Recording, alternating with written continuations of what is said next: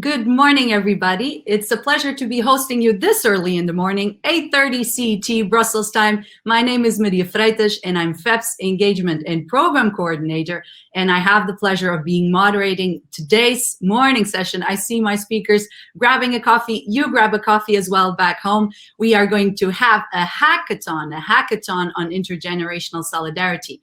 But before we dig into that, let me invite our speakers to briefly present themselves. It's a very exciting panel here. We have speakers that have been working with FEPs and partners on multiple occasions on the project of intergenerational solidarity, on the project of the Millennial Dialogue. So without further ado, I would invite Belén Barreiro joining us from Madrid for a brief introduction. You need to unmute, Belén. I'm sorry. Hello. Thank you, Maria. I'm Belén Barreiro. I'm here from Madrid. I'm a social scientist. I'm the CEO of 40DD. And it's a pleasure to be here this morning with you. Thank you very much, Belén. And now over to Andrea Gerosa, joining us in Germany, I believe. Hi, Maria, and hello, everyone. My name is Andrea. I'm the founder of a think tank focused on young people called Think Young. We started out studying Gen Y in 2009, and then through the years, we end up studying Gen Z and now soon Gen Alpha. So happy and pleasure to be with you and looking forward to the panel. Thank you very much, Andrea. And now we look to Jos Bertrand, joining us from Brussels, where I'm also joining you from. So don't hesitate to chat with us in the chat box. Let us know where you're joining us from. Jos. Yes, good morning. I'm Jos Bertrand. I was working, I am a pensioner, because I'm also the president of ESO.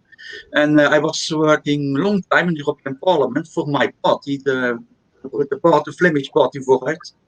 And now I am active as a local municipal councillor in my commune, and I'm also active in S+, who is a socialist senior organization in Belgium. Thank you very much, Jos. It's welcome. It's very, very welcome to have you here this morning. And now we look at Sara Costa, joining us from Austria. Hi from Vienna, and thank you for inviting me. So my name is Sara Costa. I would consider myself a political activist. I'm actually now vice president of the Young European Socialists. For everyone who is watching and doesn't know who the Young European Socialists are, it's the youth organization of the Party of the European Socialists and Social Democrats, and it organizes all the youth organizations all over Europe that are like on the left, progressive Social Democrats and Socialist youth organizations. So we are actually pretty huge and try to organize all these young people in Europe. And yeah, thank you for inviting me. With pleasure, Sara. And indeed, we should also mention, before handing the time for Vicky to a short presentation, that FEPS, ESO, YES, and the Party of European Socialists have also engaged in an annual project on intergenerational solidarity, where ESO, Jos, and also our friend Anna from YES have been quite active. So we will also be speaking about that. But now it's time to hand over to Vicky. Vicky, also joining us from Belgium, Brussels, or? No, hello, good morning, everyone. I'm joining you from Belém. That's a small community in the north of Belgium.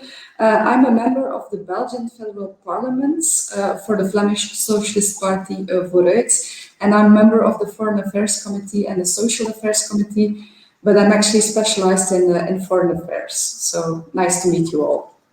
Thank you very much, Vicky. Wonderful to have you. So here we are. We have an amazing panel, amazing speakers in front of us, dear participants. And so let us set the rules of the game. So a hackathon, what actually is it? It's, let's say, a scrum team. So we will all work together with our speakers today to come forward with concrete proposals on how to bring about intergenerational solidarity. And now, why is this important, and why has FEPS decided then to have one of the sessions dedicated to this topic? Well, we know that due to the COVID-19 crisis, intergenerational solidarity has become crucial. Solidarity between generations, be it younger generations, elder generations, all of us. So this is really what's going to be at the center of today's debate. So I'm really looking forward for your comments in the chat box.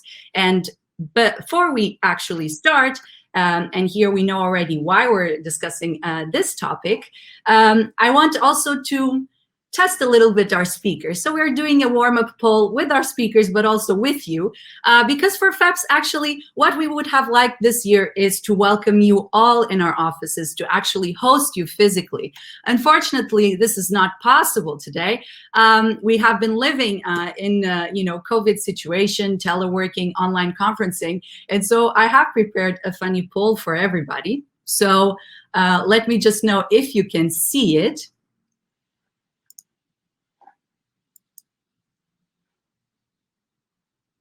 Can you see the poll? I see Sarah laughing, so I think you're seeing the poll. I invite our speakers to vote, okay? So you should put your hand on heart, and this is like swearing, okay? Whether you are wearing pajamas right now. Oh. Are you still voting? So you can say, yes, 100% yes. I see my speakers all looking very sharp from this part up. Yes, okay. And literally taking them off a minute ago. Did you manage to vote, Andrea? If you didn't manage to vote, maybe we'll ask you to stand up just to be sure. I don't mind. Trousers. Very good, very good. But Okay. no, it went off. I don't know. I was reading them anyway. It went off. Let me try and put it on again. I'm going It's okay. But the answer is no. I'm not wearing a pajama. not wearing a pajamas. So here it is. Voila. We got a yes. All right. So after this warm up, this is, well, basically say how delighted I am to be this morning here with you all in discussing this important topic. And so FEPS has also been quite active on it. And as Belén introduced, she has been working with FEPS already for 4 years now in cooperation with our Spanish foundation, Fundación Felipe González, on intergenerational solidarity, intergenerational topics, the differences between generations. And so we are very happy to have Belén here with us to take us on a journey and in explaining the latest study that FEPS and Felipe González have brought about the generational impact of the COVID-19 pandemic. So Belén, over to you. So thank you very much, Maria. And well, as you have said, this project called the generational impact of the coronavirus pandemic follows a long-established joint work by FEPS and Felipe González Foundation in Spain on generational surveys that range from baby boomers to millennials, where the ambition is to shed a greater clarity on different issues such as the aspirations, expectations and fears that generations have towards the future, or what sort of perceptions between generations exist and how can better understand each other, or proposing new paths toward bridging the gap between the world of progressive politics and that of young people, which is probably the most important issue. So in this study, we wanted to analyze the generational impact of the pandemic in Spain, taking into account the experiences of young people and comparing them to those of the older generations. So as we all know, the crisis caused by the pandemic is having a tremendous impact, and I hope a short impact or not a long impact, which is hitting harder to the younger generations whose working conditions and economic capacity were already damaged by the previous recession of 2008. So we have to remember that these people already went through an economic crisis at an age in which they started to emancipate, facing job insecurity, low wages, and difficult access to housing. and so on. These young people are now facing this new crisis just at a time when many of them are now facing starting to get more stability. So we wonder in this study whether experiencing two different crises in such a short period of time it was having a huge impact on their lives and on their thoughts, on their actions, and their behaviors. So for this purpose, we carried on an online survey in Spain to the population from 16 to 75 years old. The sample size was of 1,000, which gives us a quite small sample error. The interviews were run at the end of last year, or the end of 2020, and in the study we focused on the so-called millennials, that is young people between 24 and 39 years old, who were born between 1981 and 1996, and we compare them with the rest of generations that we divide in different groups. So obviously, the pandemic is the main concern of every generation. They all feel fearful. A majority have stopped doing many things and leave their house as little as possible. But what alarms us most is that young people are the biggest losers of this crisis. First of all, they are the biggest losers in terms of employment, income, and also education. What we see in the data is that those under 40 are the ones feeling the greatest impact on their household economy. In particular, millennials are the generation that has experienced a greater loss of income as a result of the pandemic and has been forced to reduce certain expenses. They are the most affected by job destruction and reduced working hours. Besides that, many of them have had to cut down on education, on training expenses, and even drop their studies or a training course. In the study, there is a devastating fact. Nearly half of those under 40 have delayed or postponed a medical appointment or test despite needing it. And there is another very troubling finding. Generation Z between 16 and 23 years old is the most emotionally affected by the pandemic.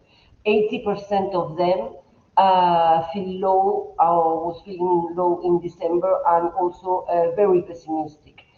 For instance, compared to the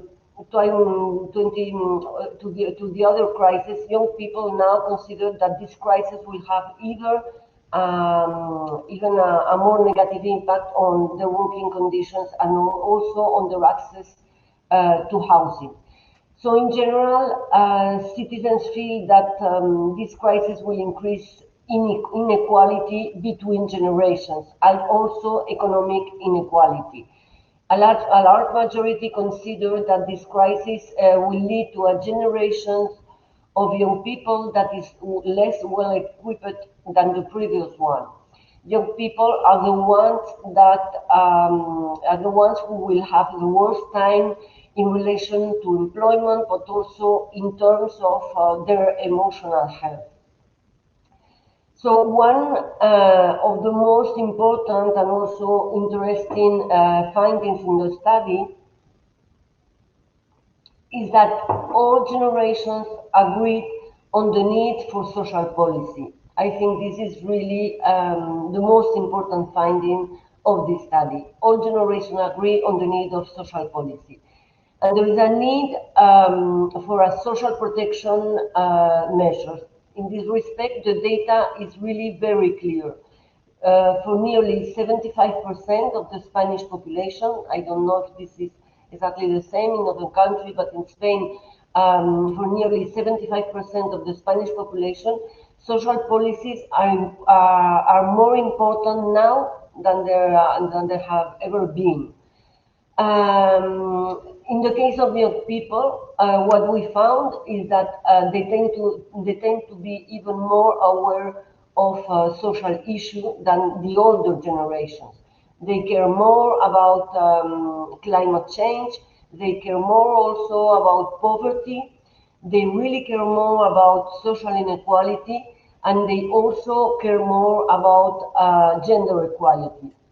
Obviously, they also tend to worry more about the socioeconomic situations of the earth. So at the same time, more than a half of the Spanish population believe that the crisis shows the need for supranational bodies, which is also a very important finding. So more social policies, but also more supranational bodies, like, of course, the European Union, but also the World Health Organization.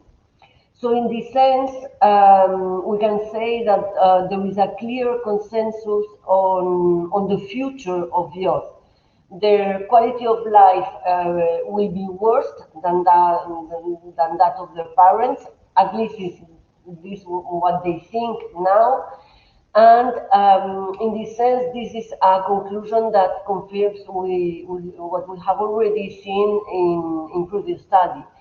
So our conclusion is that the only path is that of a greater social protection, not only for vulnerable groups, but also, because we tend to forget them, but also as well to in regards to young people. So more social policy, more supranational policy, and also this, we have to focus not only on inequalities between social classes, but also between generations, intergenerational inequality. I think it's really the most important issue nowadays. Thank you very much. No, thanks to you, Belén. This is a very impressive study. Indeed, I invite the participants to have a look at it. I just posted it on the chat box. And here, Belén has given us a big insight into the generational differences between baby boomers, millennials, Gen Z, expectations towards the future, and the fears that various generations are having in this pandemic situation. And so here we have the first, let's say, setting of the scene, but it's also now time then to hand over to Andrea, who will give us a very specific focus then on the millennial generation, on the Gen Z, after which we will then be looking at yours for the perspective of the elderly generations of this situation. So Andrea, do tell us, in terms of expectations, aspirations, what's happening in the mind of millennials and Gen Z? Do share with us.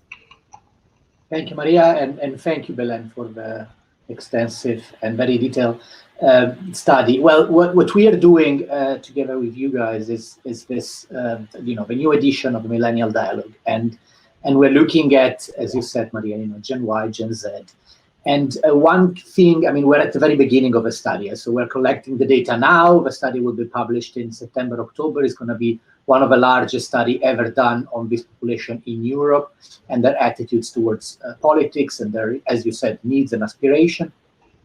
I think there are a few things that we start seeing now that we're collecting a bit of data, and that is quite clear. Number one is that every one of this generation is clearly aware that for the first time there is an unprecedented budget, and I want to come back on this later, but there is an unprecedented budget by the European Union and by different countries that is going to be spent.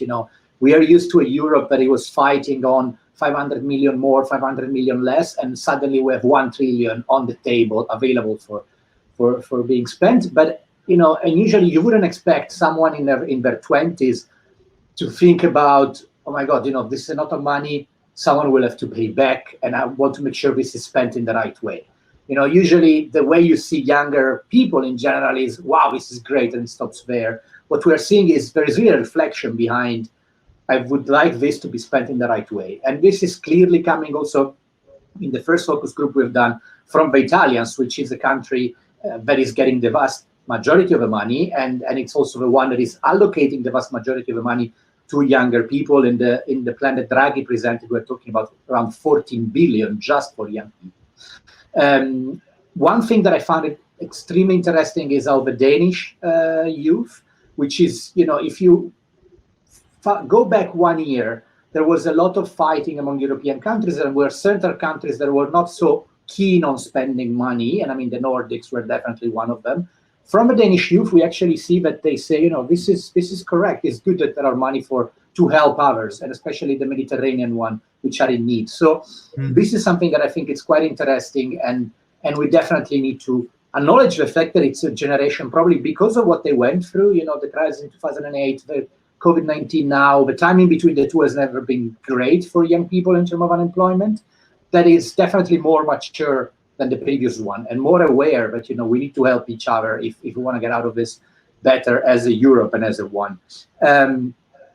Another point that if we get out a bit from the studies we're doing, and just to give you a comparison on the other side, then we can debate whether it's right or wrong, but, there is a lot of money for the first time, but this has nothing to do with what Biden announced it like 2-3 weeks ago.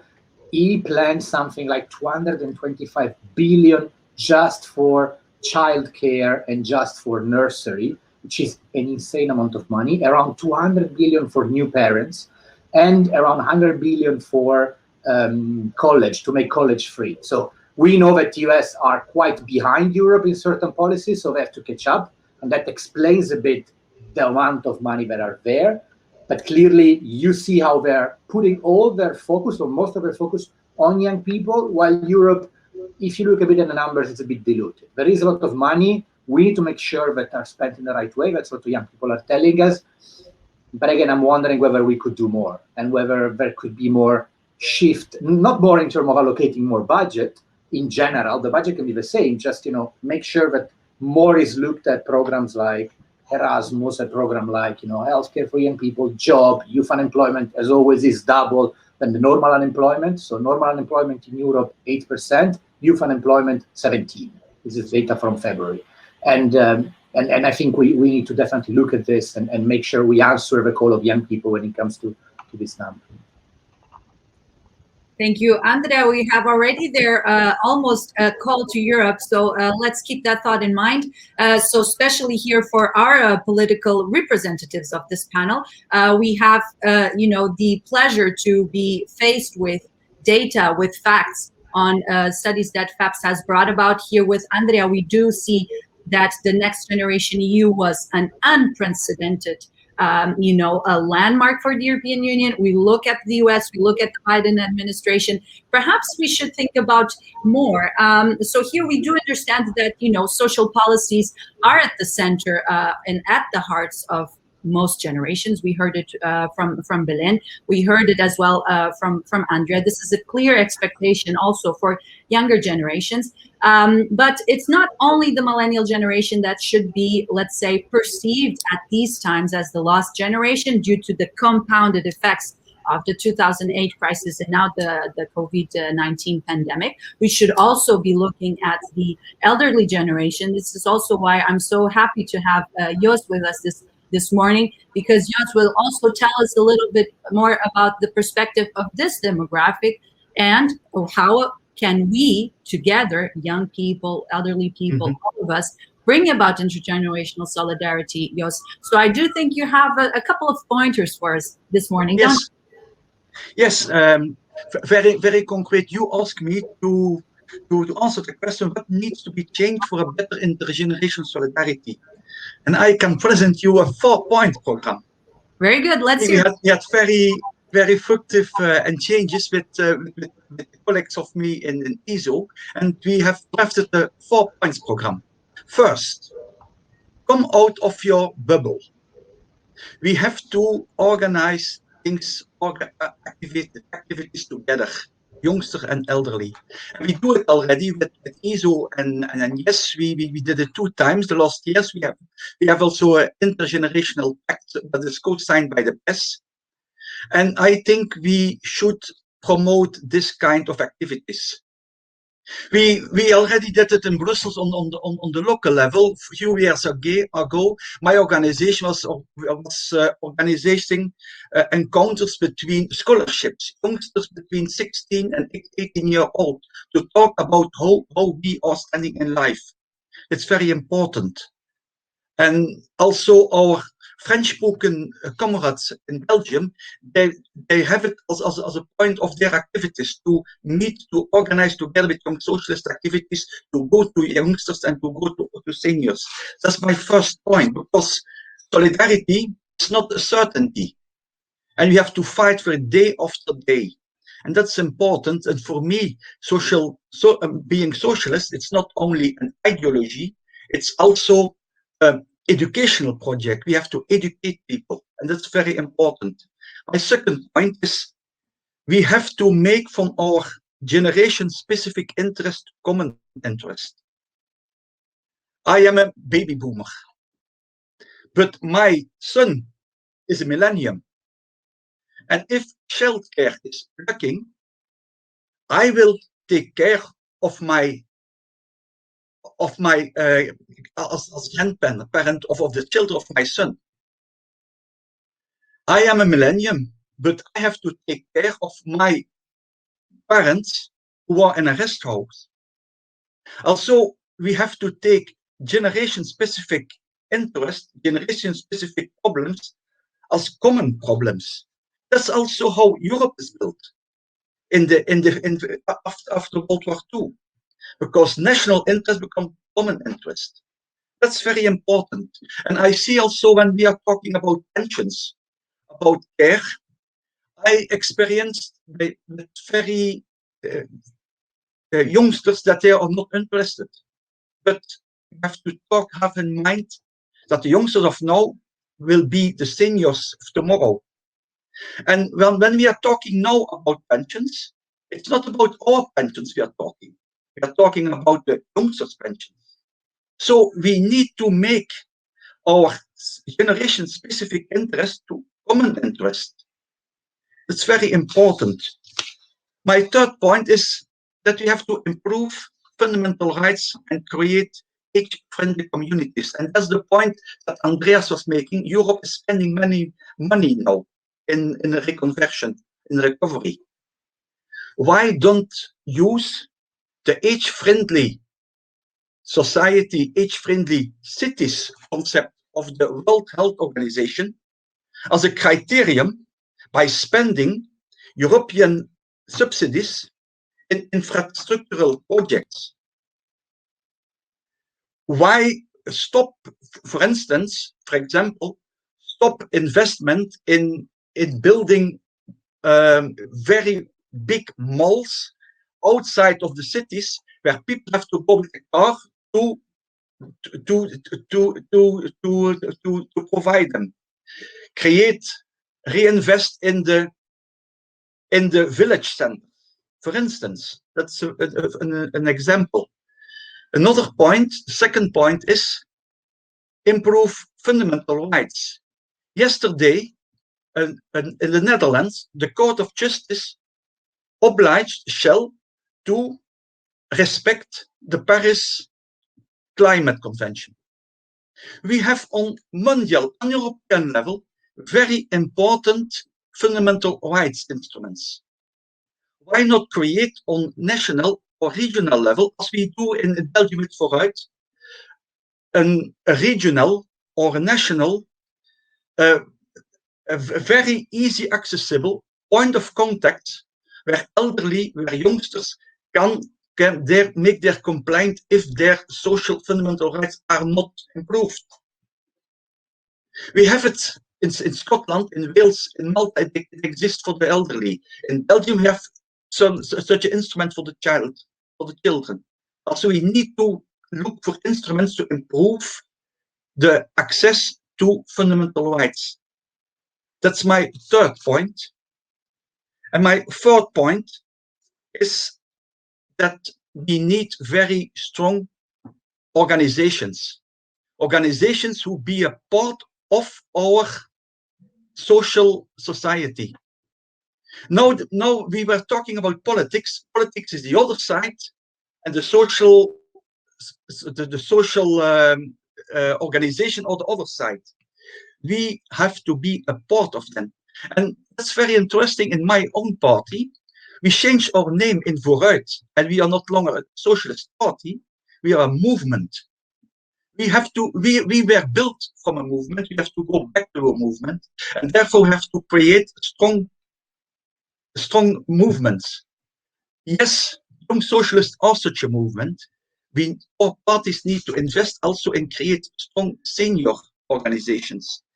As seniors, we are 30% of the voters, 40% of the members in the party. We are not a homogeneous group, as youngsters are not a homogeneous group. We have the old, and we are many times talking about elderly. It's the image that you have. It's depend all people. No, it's very different. You have different types of elderly, and I think that is very important to create a movement. The Young Socialists are there to motivate youngsters to go with us to create a more solidarity, more equality. We are there also to convince elderly to come in this movement, but also to take care that our people were standing there. Also, that is my 4-point programs. First is that we have to come out our bubble. 2, we have to create common interest, and generation-linked interest, or also interest of the elderly, of the youngsters. 3rd, improve the access to fundamental rights and create age-friendly communities. And 4, we need strong social movements. Thank you. Thank you very much, Jos. And as you were saying, you know, that we have a new name for our Flemish Socialist Party. I saw Vicky smiling. So also Vicky is happy to see that happen, I bet. Thank you very much, Jos. That 4-pointer, we do want it. You know, do send it once you can. As you can see here, participants, I've put a couple of resources for you in the chat box. There you can see the importance as well that FEP's partners, ESO, YES, and the PS have put on the need for care. I do appreciate it, your personal example, Jos. So also thank you very much for bringing it into this morning's discussion. And so now we have had as well the perspective of the baby boomers. Now we look at the political perspective of the millennial generation. So Sara, the floor is yours. You have been, you know, confronted with the data, with the perspectives that the data is actually telling us. But, you know, is the data matching what the millennial generation is actually perceiving in this context? So do let us know what you think about it. And most importantly, if you could also, you know, bring a little bit of the dimension of, you know, how young people can participate in the construction of the intergenerational solidarity, as also Jos just mentioned, as Andrea mentioned, as something important to do together. Over to you, Sara. Mm-hmm.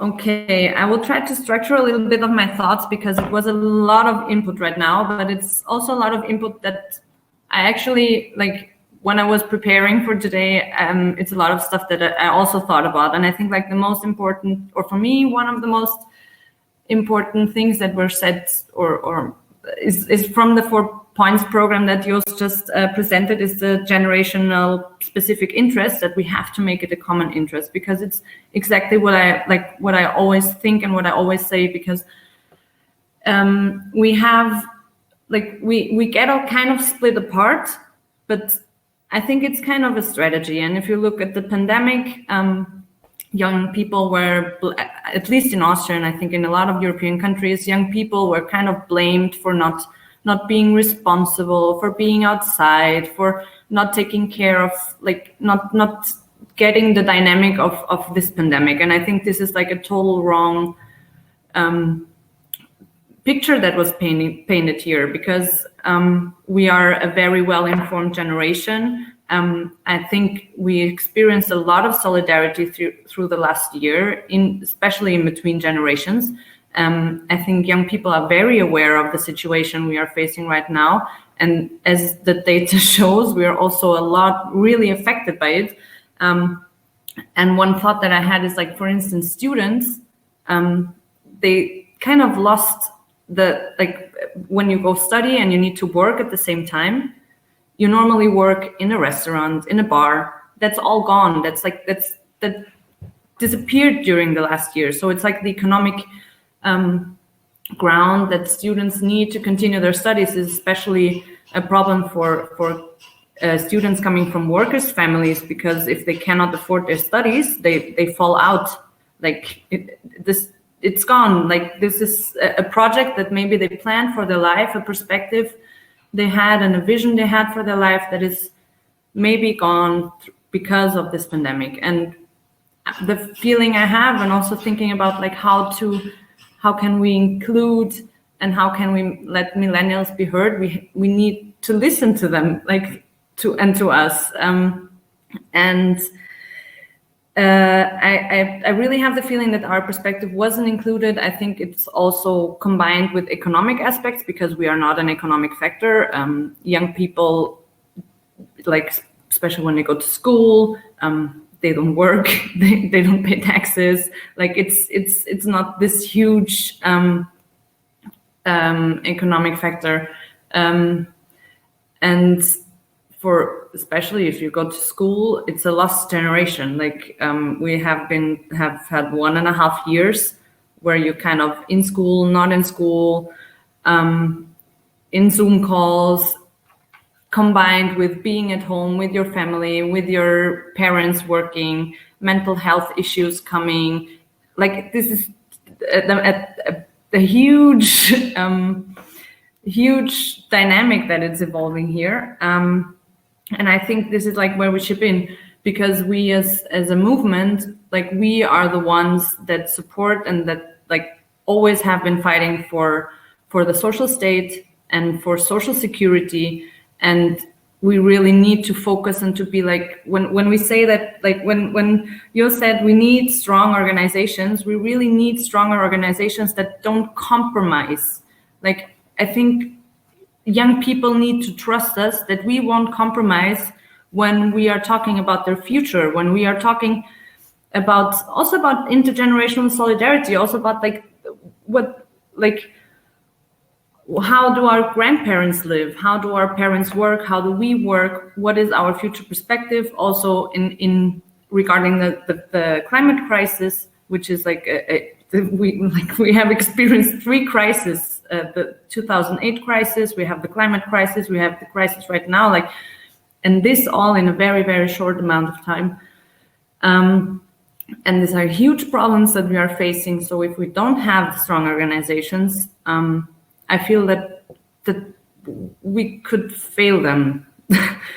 And I think we shouldn't, because I'm a strong believer that we are kind of like, we see the Greens. I live in Austria. And we have a conservative green government. So also the Greens are not really an alternative, because there's the lack of this knowledge that we need social equality, and that we need to make sure that there isn't a gap. There are as little gaps as possible. And this is something that only we can guarantee. And we need to be the advocate for everyone, and to focus very strongly on where we come from and why we are all here. So I think I will leave it like this. I hope it answered the questions. If not, I will go after and.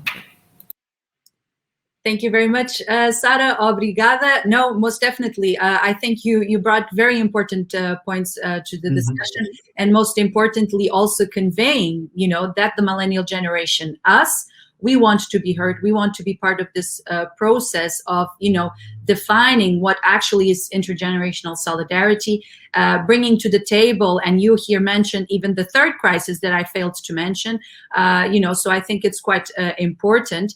And I do call for, the participants joining us here in the platform. I'm here trying to motivate you via the chat box, but, I don't know if you had your morning coffee yet, but, our speakers are also here for any questions you may have. So we also have a little bit of time. If you want a clarification point, just give me a pointer here on the chat box, or those to you that are following us on Facebook, also write it in the chat box. The FEPS colleagues will revert it also here back to today's discussion.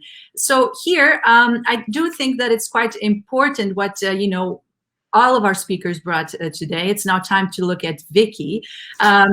Vicky, you are here also representing Vooruit, and Jos mentioned that you had an exciting congress, you changed your name, you now are a movement, and so I would be quite curious, to understand how you as a movement are also encompassing, let's say, this concept of intergenerational solidarity. Did it came up in the discussions? Does it is it important? And after this first input, let's look at the European perspective as well, because here you have the challenge to make a call to action.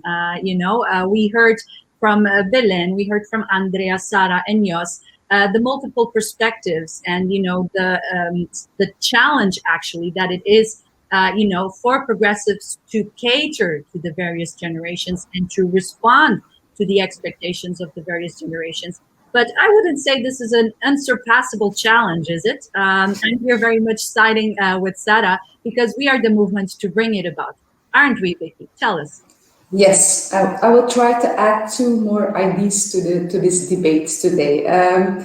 So first of all, our new leader of Vooruit, Conor Rousseau, himself only 27 years old, proclaimed at the beginning of last year, he proclaimed 2020 as the year of solidarity. And people were a little bit surprised, because solidarity seemed to many people as an outdated concept. Well, little did we know back then, of course, because if we learned one thing the past year, then it is that despite all our differences, we are all in this together.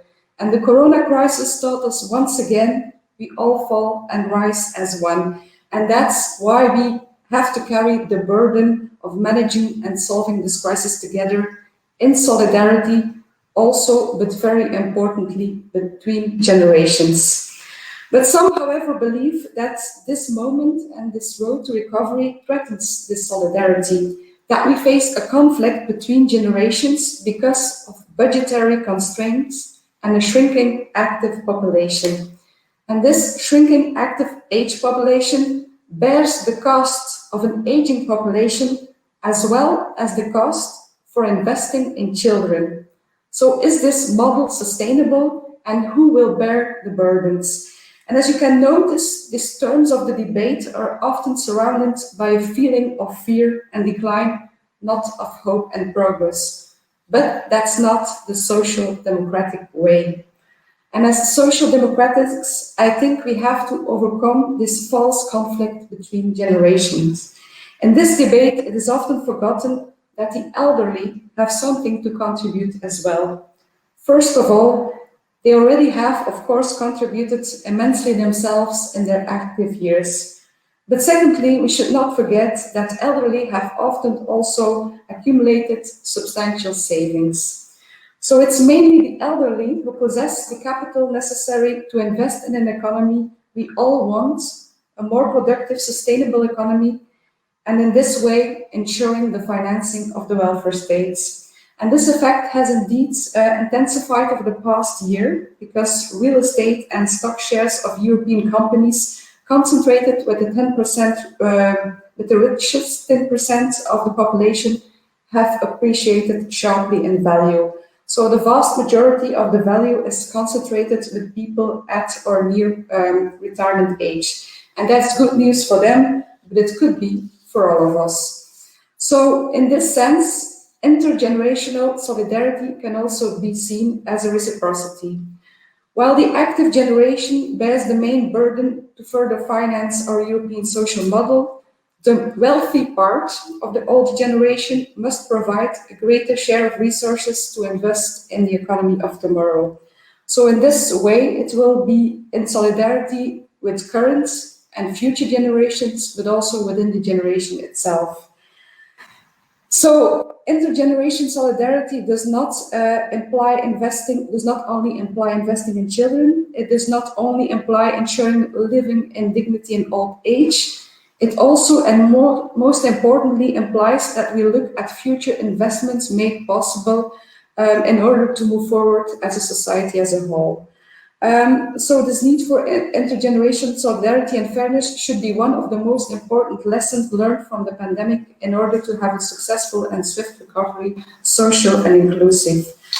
But one point of warning, though, when looking at the need for intergenerational solidarity, at European level, we have put a completely erroneous view of the role of debt into our rules in the form of the Growth and Stability Pact. And the classic argument is always that it is irresponsible to pass on debt to the next generation. Making debt at the expense of future generations is not by definition harmful, and certainly not if it involves investments in climate transition, for example, or in education or in healthcare and so on. Quite the contrary, we should rather worry about the lack of investment in public services than about the amount of debt expresses as a percentage of gross domestic products. So the transfer of public and private assets to future generations must also be taken into account. And that is the other, but also very important side of the coin. So in concrete terms, therefore, as European socialists, we must ensure that the Stability Pact does not stand in the way of recovery and will not stand longer in the way of product investments. We cannot accept that the escape clause will be deactivated without reforming the fiscal rules that safeguard those objectives. So to conclude, the COVID-19 crisis has shown that solidarity between generations is more needed than ever. Intergenerational solidarity is, however, much more than young people paying for elderly and vice versa. So in the coming months, we will have a unique window of opportunity to drive a fair recovery towards a more resilient, greener and more digital economies. And solidarity between generations will be key to making this a smooth and fair recovery for all. It constitutes the core of a sustainable socio-economic model that we as social democrats must put forward. We reject cynicism when it comes to our common future. We see the future not as something out of control, but as something we can shape for the better by working and contributing together. That's our vision of hope and progress, and this is our call to action. Thank you. Thank you very much, Vicky. A very concrete call to action, with multiple ideas for us to continue this hackathon this morning. So I'm still looking at our participants because, the hackathon idea is not just related, to technology or so. So, do use the chat box because here, one of the points that I really appreciated, from Vicky's presentation, it's not that, the millennial generation is, in the blame game. This is really not the idea. And, I do appreciate it that, the intergenerational solidarity call has been quite present in this morning's discussion. And so I will still revert back to our speakers, still trying here to motivate the participants joining us in the platform, also on Facebook. Here, the ambition of today is also to involve you in, the coming forward with solutions, ideas for intergenerational solidarity. So here, still inviting our participants to join the discussion. Whilst I will revert back to my speakers, as I said, I'll give you a little bit of time, but I also think it's quite nice that we do a little pause for some advertising. So here, I also posted these on the chat box, but here you can see the generational impact of the COVID-19 pandemic. This was the study that FEFS, together with Fundación Felipe González, has brought about, that Belén presented here today. And whereas this one, the Millennial Dialogue on Europe, this was the one that also Andrea was mentioning during his presentation. So here you also have a little bit of insights into FEF's outputs. But as I said, we are almost wrapping up here the discussion of this morning. It has been very insightful. We looked at the data, we looked at the different perspectives of generations. We had political pleas, very concrete political pleas, which FEPS will bring forward. So this is also something that I want to assure our speakers. The conversation will continue. But before we wrap up today's discussion, I would like my speakers to reflect just a little bit. I'll give you a couple of seconds, actually, on your call to Europe. So here also, Vicky wrapped up, on the need of a fair, sustainable European recovery based on social rights, the importance of the welfare state in guaranteeing the solidarity between generations. We discussed how socialists and social democrats in Europe are the political force that are having this at heart, that have the ambition to bring this about. So, I will give you a couple of seconds to reflect on your call to Europe, the message that you want as speakers of today's panel of this hackathon for FEPS to bring forward. So I'll give you a couple of seconds.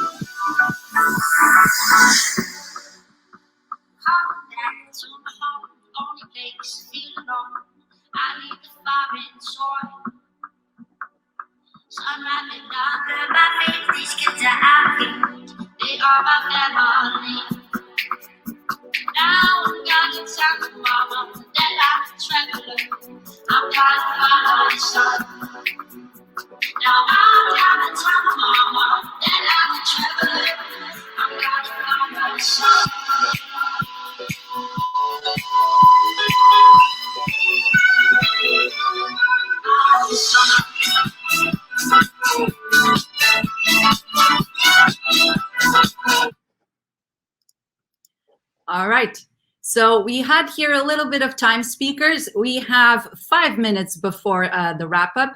I'm also reminding our participants that, Call to Europe continues throughout the day today, the virtual festival. So right after this, don't forget to, leave the session, tune in back to the lobby and follow the Future of Europe book launch by FEPS president at 9:30 CET. Now, I'll go back to my speakers for their call to Europe. So I will go at random. Jos, you go first. What's your call to Europe? Yes, I already have talked about 4 points program, but for us, the 4th thing is more visible.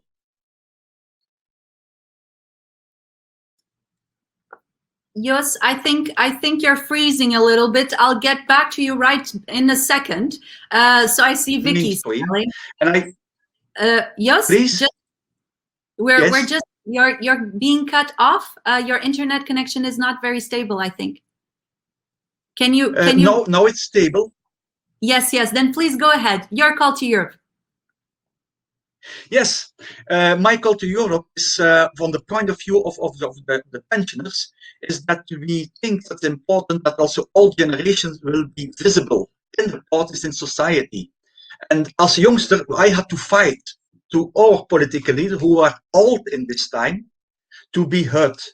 Now, as elderly, we have the idea that we are not representing in our parties. For instance, in my party, in the bureau, only one person, his voter, is older than 60 years old. Also, we will also be present in this kind of policy. We will also be present. Another example is ESO is only a at the least level to be a member of the family, we will be also recognized as full.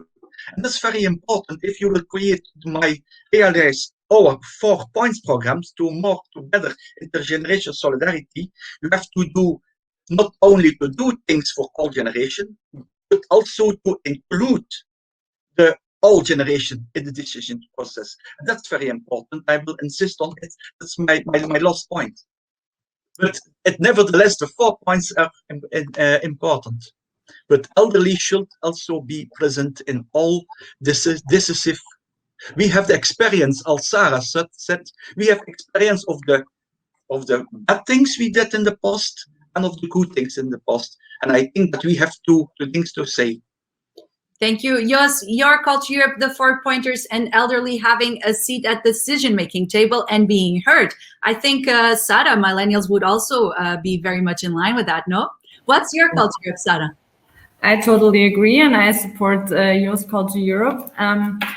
My culture Europe would be more general because I think my generation grew up with, like, we didn't have this path from not being in the European Union and being in European Union. I grew up being a European, and we grew up with this idea that Europe is this project of solidarity. And I'm normally very critical towards the European Union because 2008 showed me that this illusion, that it's kind of an illusion, but I think it's an illusion we shouldn't give up. So that's my culture Europe, that we shouldn't give up on the idea that we have to live in solidarity on this continent, that we have to grow together, and maybe if we are also thinking of maybe progressive policies that we need to do that. I think we should, like, I cannot come up with a super new idea because we are fighting for so much stuff that like is very like a social pillar, a common social pillar, also like to secure good and green jobs, because this is also like a secure, like it's the thing that also like is good for pensioners, because it finances the pensions from my grandparents. So if I have a good job, I can. This is like the thing of your intergenerational solidarity. So we have to fight for this Europe. We have to fight for solidarity on the labor market. We have to secure a social state for everyone, and yeah. Of the other once again, Sarah, culture Europe from Sarah. Now we look at Andrea. Andrea, I want to hear a culture Europe with strong social policy in it. Let us know.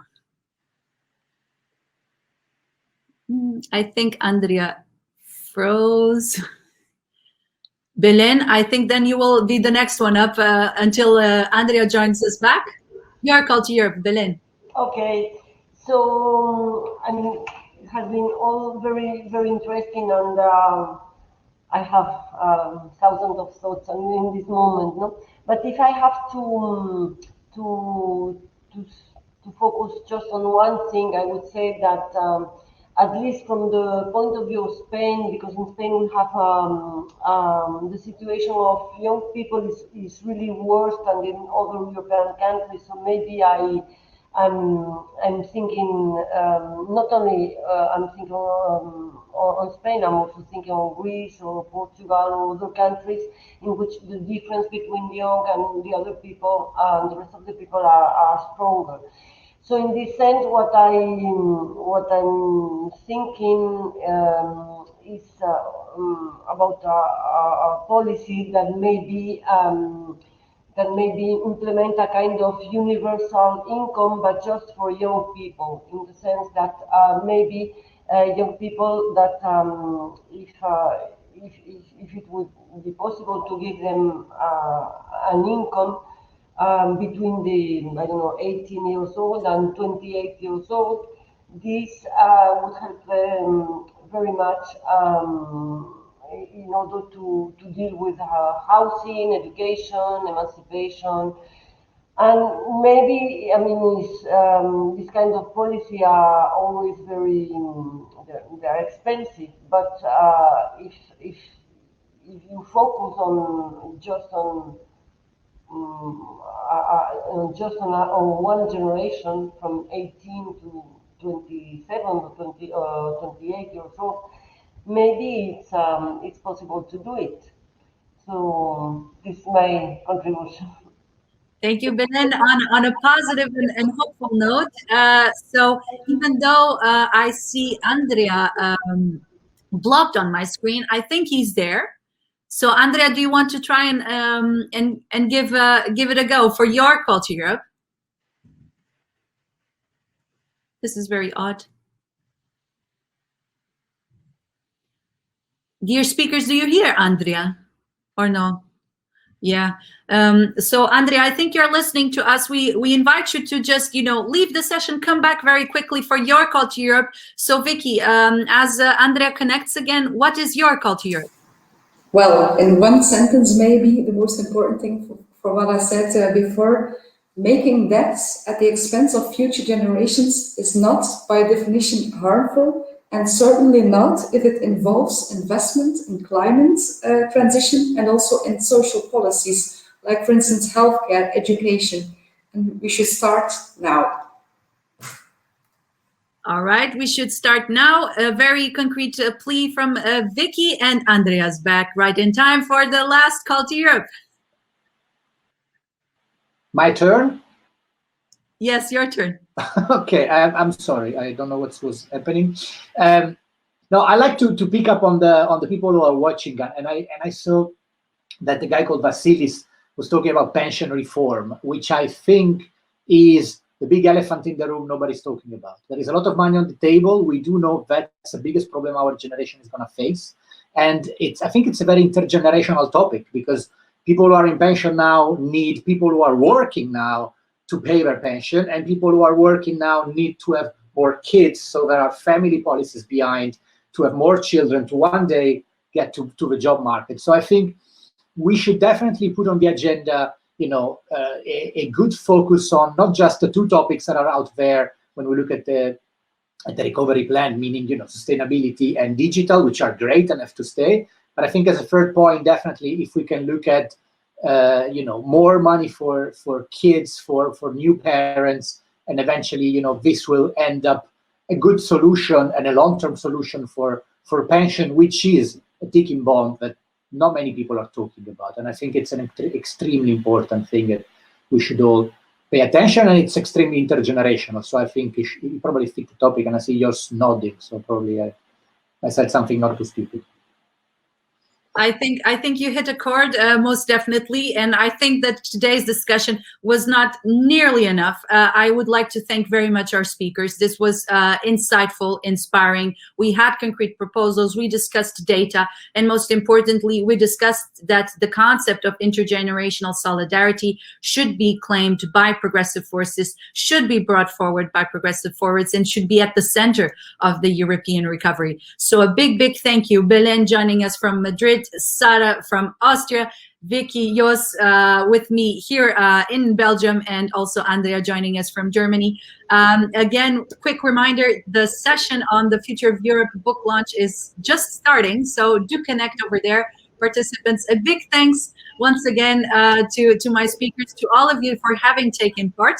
And this is not the end of the hackathon. We continue via the hashtag Call to Europe, and do join us throughout the rest of today.